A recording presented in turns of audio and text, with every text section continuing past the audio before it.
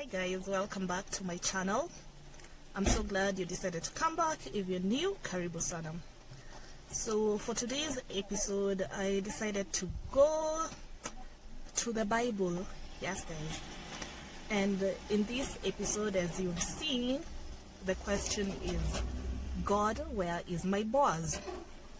Now, what I want to discuss in this episode, we all have lists that we've made of, or rather, if not at this point, at one point in life we've made a list of our ideal man. So for those who are not familiar with the story of Boaz, it's found in the book of Ruth. It has like 4 or 5 chapters, so it should be very easy to go through. But Boaz married a lady called Ruth way back. Okay, of course, because it's way back in the Bible. Now, let me just go back to the beginning. There was a lady called Naomi who was married to a guy called Elimelech, I'm not sure.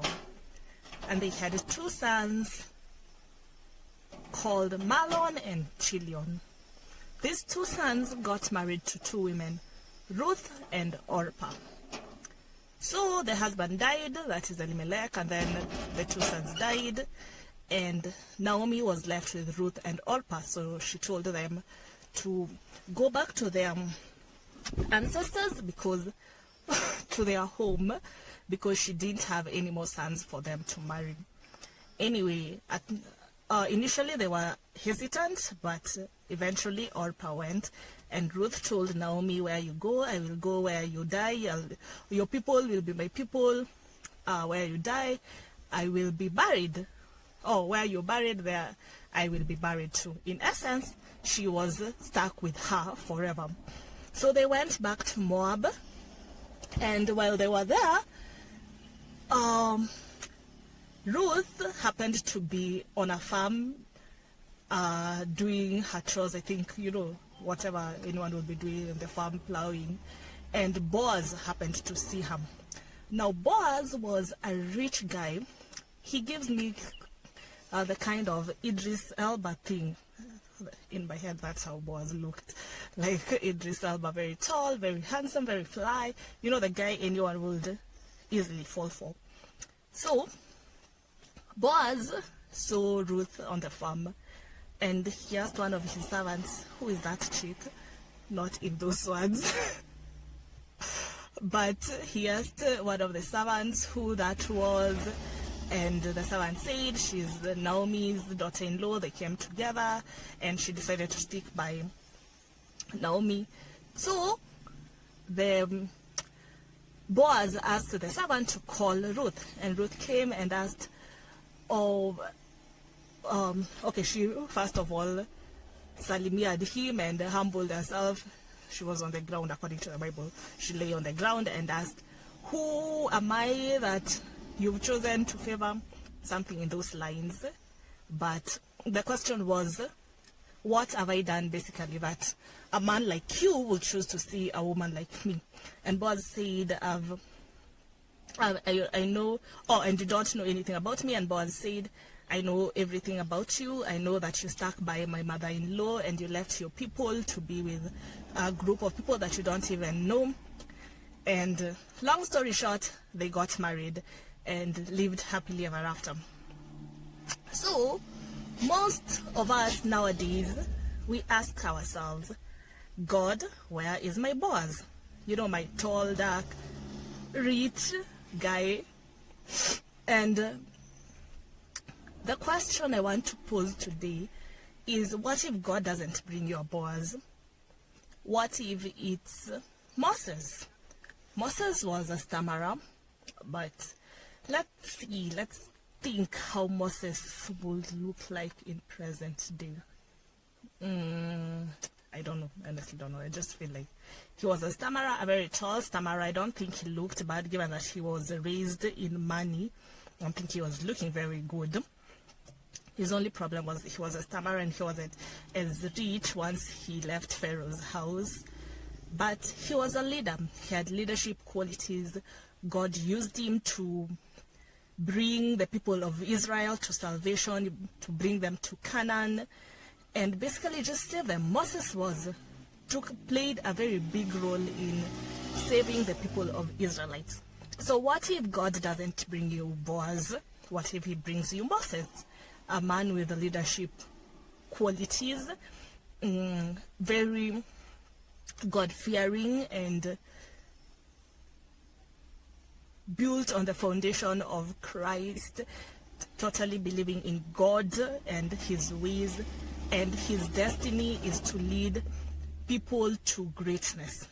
That people, the people could be you and maybe the family that you will eventually have. So what if God has brought you a Moses?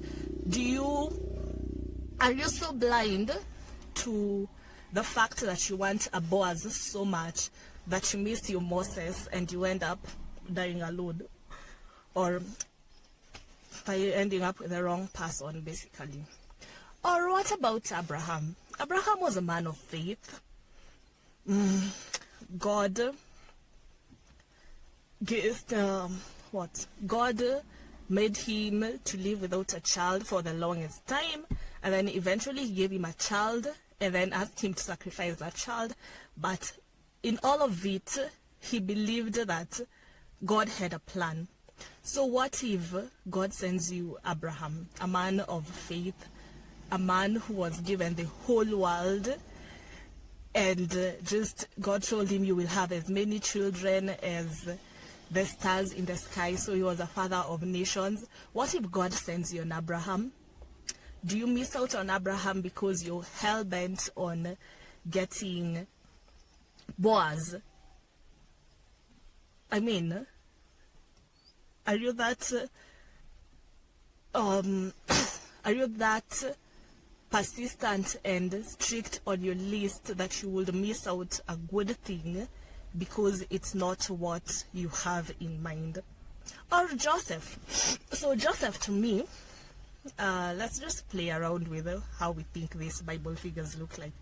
Joseph to me is those guys with brothers, and then let's say you're dating one of the brothers and you meet Joseph, and in your head you go like, I think I'm dating the wrong brother. So that's Joseph to me, is those guys. And I think he's so fine, looks so good, that his brothers feel intimidated by him. And then he's highly favored, obviously. And he ends up, the beginning is not as bright, but he ends up being taken to Egypt and ruling the people of Egypt. Again, I hope I am not wrong. Last time I read this story of Joseph was probably when I was taking my CRE exams in high school. But anyway, so Joseph to me is that fine young man who is intimidating but very lovable and likable. I feel like women fell for him. Hey, that guy can get it. I hope guys remember more not saying that. Anyway, so yeah, so what if God is sending you a Joseph and you're blinded by the fact that you need a Boaz in your life, that you forget Joseph is also an amazing thing that can happen in your life? What about that? And there's so many men in the Bible that I think were very I think they were very, I don't want to call them eligible, but there are other men in the Bible that we could use to ask God, where is my Abraham? God, where is my Moses? God, where is my Aaron? Aaron wasn't very known. He came to be known in the later days after Moses led the people to, not Canaan per se, but there was this mountain. I swear, I should have read the Bible before they reached Canaan. There was a mountain. I want to say it's Mount Sinai.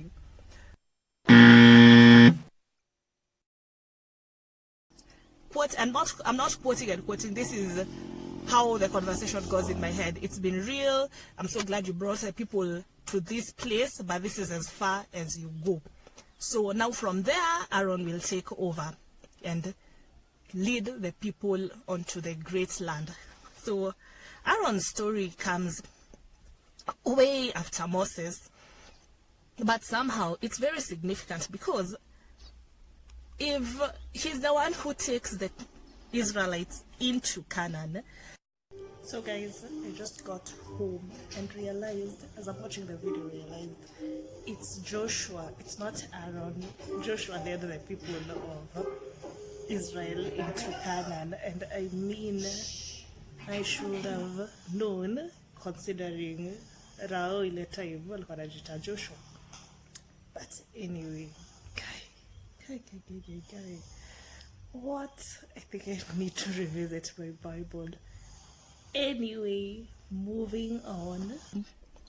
I feel like he's also a very potential, eligible guy to be used as a story if we are asking God, where is my man, quote unquote, where is my Boaz? Aaron will do as well. So what if God sends you an Aaron? Or what other man in the Bible can we use? Lot. Lot was widowed.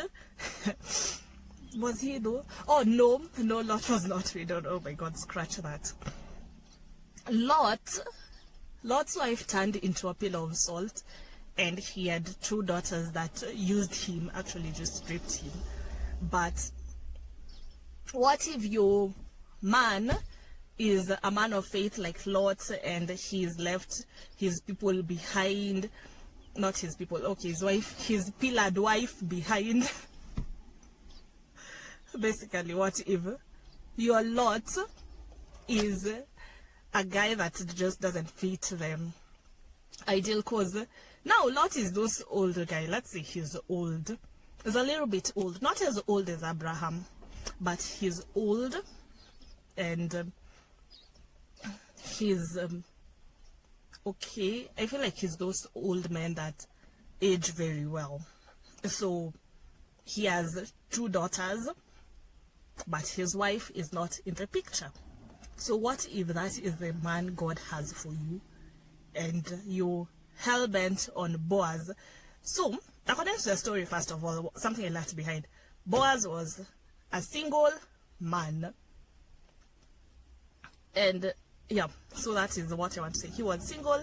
He wasn't known to have had any family or any kids outside there.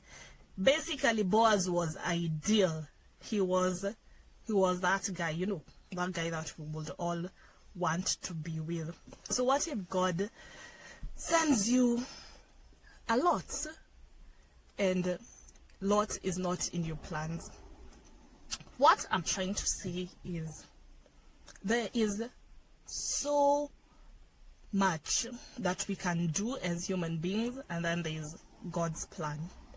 Now, we all have our lists, of course, of, you know, our checklist: tall, dark, handsome, I don't know, must be wealthy to a certain point, or must have these character traits.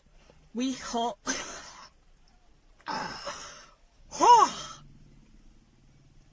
we all have those lists. At least, even if we've not written them down, it's at the back of our head. We know my ideal man would look a certain way, and this is how I like my men to look, or I like my men to come looking like this. But what if God thinks that Rika deserves a man who is not like this? Like, from her list, I can pick 1, 2, 3 things, but not everything on the list. What if that is what God has in plan? Anyway, I've been thinking a lot about the lists that I've had from from when I started making lists. And then even when I went to campus, let me tell you a very short story. When I joined campus, my sisters told me, beware of second year boys. How am I second year? Or go pesana. So now in my list, I knew must be looking like this, tall, very fine, very nice, but not a second year. What they didn't tell me is kuna watu wa fourth year. So I knew I didn't get a second year and a third year, but I dated a fourth year guy, and the relationship was what it was. By what was bad, it wasn't mostly bad. We had so much good time. By the way, if that mister ever gets to see this, I really loved him for what. But anyway,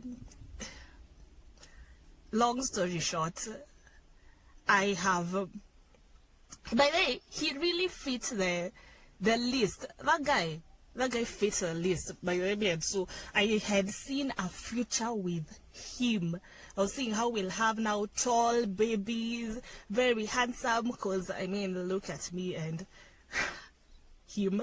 But anyway, I really saw a great future with him. But the thing is, after that, I've gone ahead to be very more flexible with my list, because as far as I'm concerned, I'm not very sure on what God has in store for me. But I've realized what I may want is not really what I may need. So how flexible are you with your list? And do you ever feel like maybe your list is stopping you from moving forward in a relationship with someone? And what if this list is preventing you from being with the right person because he doesn't fit the book? But it is what it is. And I should also say there's a need to also go with your gut. As much as you may have a list but you feel like someone doesn't fit the book, what is your gut telling you? Is your gut telling you, beyond all the things that you're covering in your list and your checklist, and you're like, tall, yeah, check, dark, check, what is your gut telling you? Is your gut telling you this guy fits the book or fits the bill, but he's not the one? And trust me, you will feel it in your deepest gut, wherever the gut is. And half the time when God will send people in your life to communicate to you, and he'll even put red flags in front of you, but sometimes, when a girl is in love, the red flags are just invisible. They're basically invisible flags. But God will send your family, and your family will tell you, and friends, they'll tell you things about this guy. And I know it might be hard and you might be blinded at the time, but how open are you to analyze that this is it and this is not it? So basically, as you go on in life trying to find your Boaz and your Moses and your Abraham and your Lot and your Aaron and Joseph, I really hope that you pray about it. This is for those who believe in God. I'm a believer. I'm a very strong believer in God and his works. So how often do you pray about your relationships and the people that come your way in pursuit of something? Just dedicate them to God so that your plans, your list, and God's list match. I really hope that is something that can happen, where you have your own list and God has his list and they tally, and you can be on the same page with God. So guys, this has been another episode of Through My Eyes. I really hope you enjoyed this episode. I look forward to seeing you very soon. I will hopefully put up another video before the end of this week, and until then, it's been your girl Rika Oyola, and have a blessed week. Yeah, see ya. Kama kawaida, don't forget to like, share, and subscribe. And yeah, see ya. don't wanna be ya. Okay, I don't know why I say that, but yeah, like, share, and subscribe. Mwah!